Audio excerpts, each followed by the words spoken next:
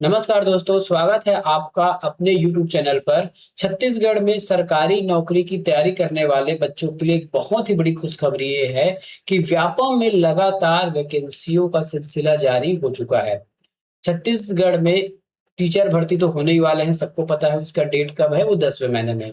फिलहाल प्रयोगशाला परिचारक आ चुका है। सिविल अनुरेख मतलब अनुरेख सिविल का पद आ चुका है।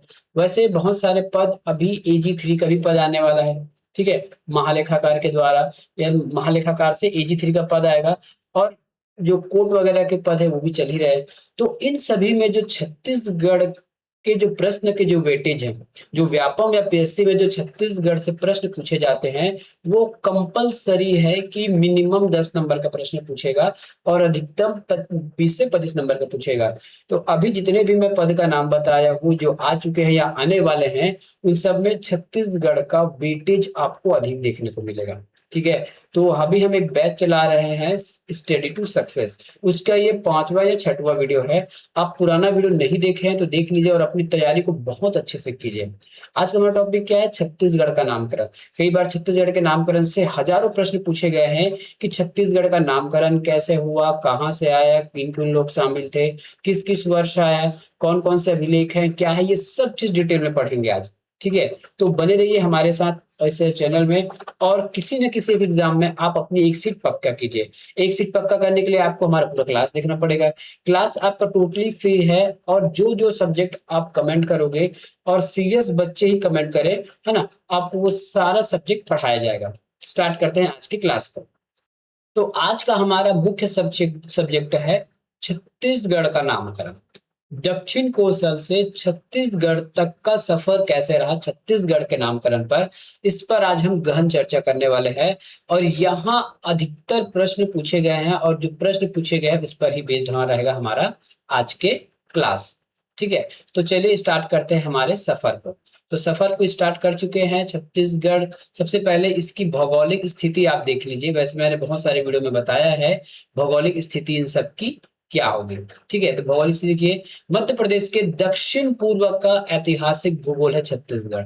ठीक है, ताम्रपत्र के हिसाब से, ताम्रपत्र और शिलालेखों के अनुसार से यह क्षेत्र मुख्य रूप से मध्य प्रदेश के दक्षिण पूर्वी भाग को संदर्भित करता है। प्राचीनतम पहचान देखिए, ऐतिहासिक रूप से इस वर्तमान नाम मिलने से बहुत पहले इसे भूगोल और शासकों के नाम से अलग अलग नामों से जाना जाता था। उस पर भी आज चर्चा करेंगे, क्योंकि उससे भी प्रश्न पूछने की प्रचंड संभावनाएं रहती है। जैसा आप मैप में देख रहे हैं कि ये हमारा MP है, और MP के दक्षिण पश्चिम में हमारा छत्तीसगढ़ है। स्टार्टिंग से इसको छत्तीसगढ़ नहीं कहते थे, स्टार्टिंग से बहुत सारा नाम था। कोसल, दक्षिण कोसल, प्राग कोसल, इस प्रकार से बहुत सारे नाम थे। तो कब कब कौन सा नाम पड़ा, किन किन राजाओं का शासन था, और कैसे कैसे ये जब हमारे प्रश्न में आया छत्तीसगढ़, इस पर हम कंप्लीट चर्चा करने वाले हैं आज में। ठीक है, इस पर हम क्या करेंगे, एक कंप्लीट चर्चा करने वाले हैं। तो चलिए स्टार्ट करते हैं आज की क्लास को। तो आज की क्लास को स्टार्ट करेंगे तो देखिए हमारे पास है, सबसे पहले हम देखेंगे दक्षिण कौशल कैसे पढ़ा। ठीक है, तो दक्षिण कौशल कैसे पढ़ा, इस पर एक तथ्य ये आता है कि जो उत्तर कौशल थे, है ना, अगर रामायण काल की बात करें, इसमें स्लाइड में मैं नहीं लिख पाया हूँ। रामायण काल की बात करें तो महाराज दशरथ का जो विवाह हुआ था छत्तीसगढ़ की राजकुमारी कौशल्या से हुआ था, जिनके पिता भानुमत थे। तो क्योंकि अब भानुमति कोई पुत्र नहीं थे, है ना, भानुमति कोई पुत्र नहीं थे, केवल कौशल्या उसकी पुत्री थी। तो दशरथ जी को ये वाला हिस्सा भी दहेज के रूप में मिल गया। अब दशरथ जी के मुख्य मूल स्थान को कहा जाता था कौशल, वो ऊपर है ना। अब ये नीचे वाले भाग को दक्षिण कौशल कहा गया। ठीक है, तो यहाँ से आपको कौशल शब्द समझ में आ गया। ये ना जो हमारी जो है ये किन्हीं किन्हीं कहीं जगह मिलती है। रही बात पांडुलिपि वगैरह में या शिलालेख वगैरह में, तो वहां हमको भी नाम कुछ अलग देखने को मिलते हैं, तो उस पर भी चर्चा करेंगे। तो सबसे पहले हमारा एक स्रोत है जो है रतनपुर अभिलेख। कौन सा है? रतनपुर अभिलेख। अब इसके शासक कौन है, इसके देख लीजिए। इसके शासक है कलचुरी शासक जाजल्लदेव। कौन है? कलचुरी शासक जाजल्लदेव है। ठीक है, प्रश्न ऐसे पूछेगा दक्षिण कोसल नामक आपको कौन से स्रोत से मिलता है? ऑप्शन में हो सकता है रतनपुर, है ना। ये अभिलेख है, किस शासक के अभिलेख हैं? तो कलचुरी शासक जाजल देव के अभिलेख हैं। ठीक है, लिखा क्या गया है इसमें, उल्लेख क्या हुआ है, क्षेत्र को स्पष्ट रूप से दक्षिण कोसल के रूप में अंकित किया गया है, पहला प्रश्न है ना, यहां से प्रश्न बनने की प्रचंड संभावना है आपकी। दूसरा स्रोत के बारे में बात करते हैं, तो दूसरा स्रोत है हमारा प्रयाग प्रशस्ति। तो इसमें भी दक्षिण कोसल कहा गया है। ठीक है, प्रयाग प्रशस्ति क्या है, तो हरिसेन द्वारा रचा गया है ये समुद्रगुप्त के दरबारी कवि थे, कौन, हरिसेन, है ना, उसने उसने रचा क्या, प्रयाग प्रशस्ति। उस प्रयाग प्रशस्ति में कोसल नामक शब्द आया है। इस इलाहाबाद शिलालेख में राज्य को कोशल के नाम से कहा गया है, कोशल नाम मिला गया है इस भूभाग के लिए। ठीक है, तीसरा हमारा स्रोत है रघुवंशम। रघुवंशम महाकाव्य है जो कालिदास के द्वारा लिखा गया है। ठीक है, कालिदास के द्वारा लिखा गया है। इसमें उसका उल्लेख है कि ऊपर पहाड़ वाले क्षेत्रों का वर्णन करते हुए इस भूभाग को दक्षिण कोसल के नाम से जाना जाता है। ठीक है, तो दक्षिण कोसल के लिए हमारे पास तीन स्रोत मिल जाते हैं। पहला है रतनपुर अभिलेख, दूसरा है प्रयाग प्रशस्ति और तीसरा है रघुवंशम। तो इन तीनों स्रोतों को आपको याद रखना है। व्यापम में अभी तक कूट वाले प्रश्न ज्यादा पूछ रहा है। ठीक है, कई बार आपको ये पूछ देगा कि रतनपुर अभिलेख किस राजा से संबंधित है, ऑप्शन में रहेगा समुद्रगुप्त, कालिदास या कोई अन्य। सही कौन सा लगाएंगे आप, कलचुरी शासक जाजल्लदेव। तो जब तक आप इसको डीपली नहीं पढ़ेंगे ना, समस्या आ जाएगी। तो डीपली पढ़ना बहुत जरूरी है। जब तक आप एकदम डीप से नहीं पढ़ेंगे, समस्या आने की संभावनाएं बहुत बढ़ जाएंगी। ठीक है, चलिए अब देखते हैं महाकौशल शब्द की कुछ विसंगतियां देखते हैं। ठीक है, महाकौशल शब्द की कुछ विसंगतियां देखते हैं। चलिए, सबसे पहले हम देखते हैं एक विदेशी रिपोर्ट के बारे में। क्या चीज है विदेशी रिपोर्ट, तो विदेशी रिपोर्ट है आर्कोलॉजिकल सर्वे ऑफ इंडिया। लेखक कौन है, अलेक्जेंडर कनिंघम। तथ्य क्या है, कनिंघम ने भ्रमण के बाद अपनी रिपोर्ट में इस क्षेत्र के लिए सबसे पहली बार महाकौशल शब्द का उपयोग किया। क्या कहा मैंने, कनिंघम ने भ्रमण के बाद अपनी रिपोर्ट में इस क्षेत्र के लिए सबसे पहली बार महाकौशल शब्द का उपयोग किया है। अब यहां से प्रश्न कैसे बनेंगे, सबसे पहले ये हो सकता है कि जो महाकौशल शब्द आपको कहाँ देखने को मिले, तो पहली बार कौन उपयोग किया, कनिंघम ने किया। इसकी रिपोर्ट क्या है, आर्कोलॉजिकल सर्वे ऑफ इंडिया। लेखक कौन है, अलेक्जेंडर कनिंघम। ठीक है, तो ये ऐसा आपको प्रश्न देखने को मिलेगा। ठीक है, अब एक विसंगतियां देखते हैं। विसंगतियां क्या है, तो स्थानीय साक्ष्य मतलब जो ताम्रपत्र जो राजा महाराजाओं द्वारा निकाला जाता था। अब इसमें यह है कि छत्तीसगढ़ के किसी भी पुराने राजा या वंश के द्वारा स्थानीय शिलालेख या ताम्रपत्र में महाकौशल शब्द का हमको उल्लेख कहीं नहीं मिलता है। तो महाकौशल शब्द का उल्लेख कहाँ मिलता है, आर्कियोलॉजिकल सर्वे ऑफ इंडिया में, जो कनिंघम के द्वारा लिखा गया है। ठीक है, तो महाकौशल शब्द किसी भी हमारे राजा महाराजा जो छत्तीसगढ़ के स्थानीय राजा हैं या बाहर के भी होंगे, उनके ताम्र पत्रों में हमको महाकौशल शब्द अभी तक नहीं मिले हैं। तो निष्कर्ष हम क्या निकालते हैं, निष्कर्ष ये हो जाएगा कि महाकौशल एक पुरातात्विक सर्वेक्षण द्वारा दिया गया नाम है। ठीक है, पुरातात्विक है। जैसे मैंने कहा कि दक्षिण कोसल वो रामायण वाली बात समझाई, तो वो हमारी एक मिथक कहानी के रूप में है। ठीक है, इसको हम मैथोलॉजी कहते हैं। लेकिन जो महाकौशल शब्द है, ठीक है, वो हमारे पुरातात्विक साक्ष्य के द्वारा दिया गया है, सर्वेक्षण करके दिया गया है। ठीक है, स्थानीय शासकों द्वारा उपयोग की जाने वाली एक ऐतिहासिक पहचान बन गया महाकौशल शब्द। ठीक है, अब आगे चलते हैं हमारी नाम की यात्रा में। अब नाम की यात्रा में आगे चलते हैं तो कुछ किंवदंती मिलती है भूगोल के अनुसार। अब भूगोल के अनुसार क्या क्या किंवदंती मिलती है, इसको हम देखेंगे। किंवदंती ये है कि राजा जरासंध, किंवदंती का मतलब ये है कि लोगों के द्वारा कहा गया कहानी सही है या नहीं है, इस पर अभी तक कोई डिबेट नहीं हुआ है और न ही किन्होंने इसको चुनौती दिया है। बस हम सुनते आए हैं, एक ने दूसरे को सुनाया, दूसरे ने तीसरे को सुनाया और मैं आपको सुना रहा हूँ। ये किंवदंती है। तो किंवदंती क्या होगा, राजा जरासंध का काल, है ना। सिद्धांत यह है कि किंवदंतियों के अनुसार राजा जरासंध के समय 36 चर्मकार, चमड़े का काम करने वाले परिवार इस क्षेत्र में आकर बसे।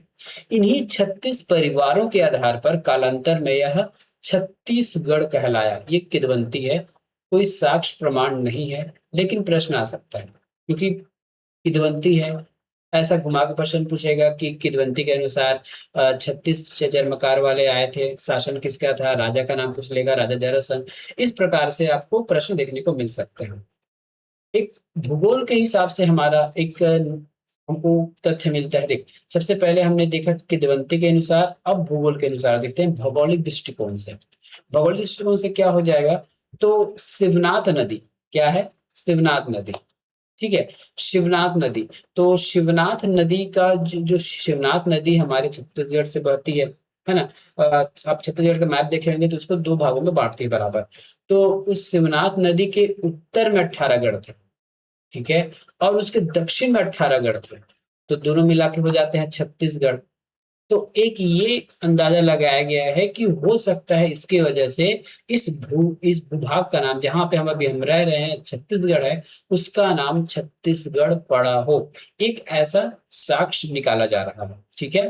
तो एक ऐसा साक्ष्य निकाला जा रहा है, एक है किदवंती, एक है भूगोल। दोनों का परस्पर समझिए। अब आगे और चलते हैं हमारी कहानी में। कहानी सुन रहे, याद तो करना नहीं है, याद तो हो ही जाएगा जब मैं पढ़ा रहा हूँ तो, ठीक है।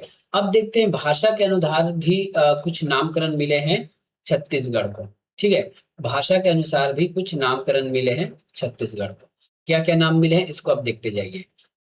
चेदी वंश का आगमन हुआ, ठीक है। किस वंश का आगमन हुआ, चेदी वंश का आगमन हुआ। इसको ऐसे नीचे रख लो, क्या दिख नहीं रहा है, ठीक है चलो, बाकी इधर पढ़ते फिर इधर हटा देंगे इमेज को। सबसे पहले देखते हैं चेदी वंश का आगमन हुआ, वंश के आधार पर देखते हैं। तो चेदी वंश के, तो राय बहादुर हीरालाल के अनुसार चेदी वंशी राजाओं ने इस क्षेत्र पर आकर शासन किया, उसके वजह से यह बढ़ गया छत्तीसगढ़, है ना। चेदी से ये हो गया अपना छत्तीसगढ़ कहला, ठीक है। अब चेदीसगढ़ क्या हो गया, सबसे पहले ये क्योंकि चेदिस लोग रह रहे हैं, तो धीरे धीरे चेदिस वंश के अनुसार ये हो गया चेदिसगढ़। क्या हो गया, चेदिसगढ़। चेदी राजाओं के गढ़ होने के कारण इस क्षेत्र का प्रारंभिक नाम क्या पड़ गया, चेदिसगढ़, ऐसी एक मान्यता है, ठीक है। अब उसके बाद चेदिसगढ़ से ये हो गया हमारा छत्तीसगढ़।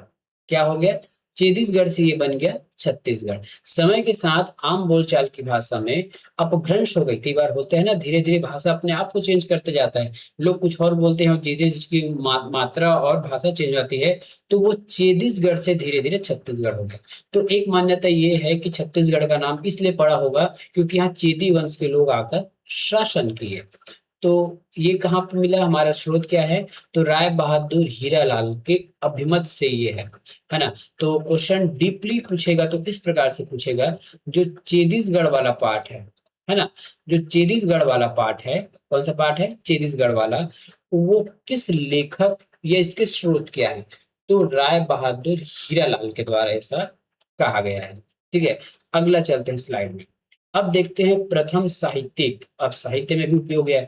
अभी तक हमने क्या क्या देख लिया, अभी तक हमने ये देख लिया कि रामायण के द्वारा देख लिया, ताम्रपत्र में तो मिला नहीं, कनिंघम ने क्या कहा, इस सब देख लिया। अब देखते हैं साहित्यों में कब और कैसे छत्तीसगढ़ का नाम आने लगा धीरे धीरे, ठीक है। तो प्रथम साहित्यिक गुंज कब हुआ, सन 1494 को। स्पष्ट रूप से साहित्यिक रूप से देखिए, मैं आपको 4-5 प्रकार से बता रहा हूँ कि भाषा के आधार पर, भूगोल के आधार पर, है ना, और आर्कियोलॉजिकल सर्वे के आधार पर कैसा कैसा नाम पड़ा। तो यदि एग्जामिनर घुमाना चाहे तो बहुत घुमा फिरा के पूछेगा। साहित्यिक के आधार पर प्रथम नाम कब आया, 1494 में। अब इसका डिटेलिंग करते हैं। पहली बार छत्तीसगढ़ शब्द का प्रयोग, साहित्यिक प्रयोग किया गया कब, 1494 ईस्वी में। कौन किए थे, तो कवि दलराम राव। ये नाम में बहुत कंफ्यूजन होता है, दलराम होता है, दलराव बोलते हैं, बहुत सारे नाम हैं, बस याद रखिएगा दलराम, है ना। कुछ चेंजेस हो सकते हैं किसी किसी बुक्स में।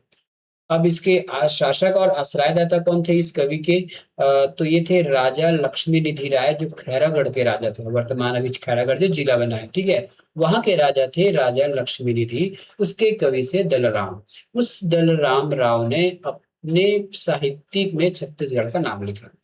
दलराम राव की पद रचना में पहली बार दक्षिण कोसल की जगह स्पष्ट रूप से छत्तीसगढ़ हमको मिलता है 1494 में। ये ईयर में भी आपको पूछा जा सकता है, ये रट लीजिए, घोल के पी जाइए जैसे कीजिए, क्योंकि ये लिखित प्रमाण है तो लिखित प्रमाण के पूछने की संभावना ज्यादा रहती है। ठीक है, तो इनके कवि में क्या लिखा मिला हमको, छत्तीसगढ़ मिला है। यह नामकरण के इतिहास का सबसे महत्वपूर्ण प्रलेखित साक्ष्य है।